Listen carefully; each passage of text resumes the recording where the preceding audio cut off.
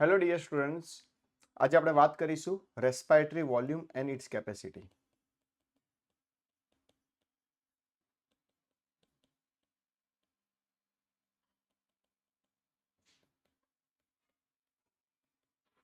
શ્વસન વાયુની કદ અને ક્ષમતા.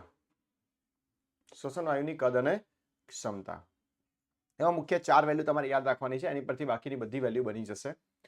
એ વેલ્યુ છે ટીવી, ERV, RV, IRV. આ ટીવી શું હોય? Tidal volume 500 ml. ERV expiratory reserve volume 1000 થી 1100 ml. RV રેસિડ્યુઅલ વોલ્યુમ 1100 થી 1200 ml. અને IRV ઇન્સ્પાયરેટરી રિઝર્વ વોલ્યુમ 2500 થી 3000 ml. ઘણી વખત નીટની અંદર આની ઉપર ચડતા ક્રમમાં ક્વેશ્ચન આવે છે, એટલે યાદ રાખવાનું ટીવી, ERV, RV અને IRV. ટીવી અને ERV ભેગું કરો એટલે બની જાય EC, એક્સપાયરેટરી કેપેસિટી. 500 પ્લસ 1000 1500 રેન્જ બનાવવાની છે. 500 પ્લસ 1100 1600 ml, એટલે EC ની વેલ્યુ થઈ જાય 1500 થી 1600 ml. ટીવી પ્લસ IRV ની વાત કરીએ તો બની જાય જેમ ટીવી પ્લસ ERV હતું EC, એવી રીતના ટીવી પ્લસ IRV છે IC.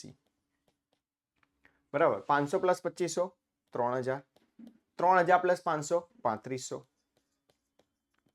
બધાનો સરવાળો કરો એટલે બની જાય ટોટલ લંગ કેપેસિટી TLC, જે મળે 5100 થી 5800. 5100 થી 5800 ml. ERV અને RV ને ભેગું કરો તો મળી જાય FRC, functional residual capacity. 1000 plus 1100 2100, 1100 plus 1200 2300. RV સિવાયનો સરવાળો કરો, RV ને બાદ કરી નાખો, એના સિવાયનો સરવાળો કરો TV plus ERV plus IRV તો મળી જાય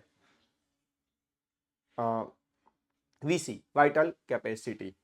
આ સાથે જ નવા વિડીયો સાથે મળતા રહીશું. મારી ચેનલ લાઈક કરો, શેર કરો અને સબસ્ક્રાઇબ કરો. Thank you students.